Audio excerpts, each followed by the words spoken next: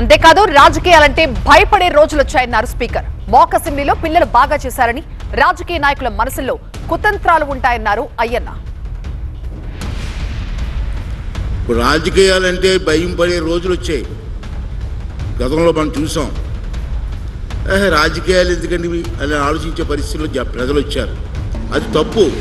మన రాష్ట్రం బాగుండాలి, మన దేశం బాగుండాలి, మన గ్రామం బాగుండాలి. దానికి మన బాధ్యత ఏంటి చెప్పి కూడా మీ యువత ఆలోచించవలసిన అవసరం ఉంది. ఇప్పుడే లోకేష్ గారితో మాట్లాడినప్పుడు పిల్లలంతా చాలా బ్రహ్మాండంగా, నిన్న కూడా వచ్చాను, నేను చూశాను మీ పెర్ఫార్మెన్స్. మాకంటే బ్రహ్మాండం చేస్తున్నారు మీరు. నేను వాస్తవం చెప్తాను. ఎంచేదంటే మీ పిల్లలు మనసుల్లో ఏమీ లేదు, ఫ్రీగా రాష్ట్రం కోసం ఆలోచిస్తాను వయసులో వచ్చారు మీరు. మాలో కుతంత్రాలు ఉంటాయి. రాజకీయ నాయకులు ఆ పార్టీ ఈ పార్టీ ఈ పార్టీ కొట్టుకో, రాష్ట్రం పోయినా పర్లేదు, మా ప్రెస్టేజీలు వేరుగా ఉంటాయి.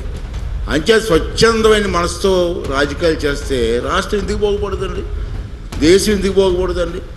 అందుకే ఇవాళ మిమ్మల్ని చూస్తుంటే చాలా ఆనందంగా ఉంది.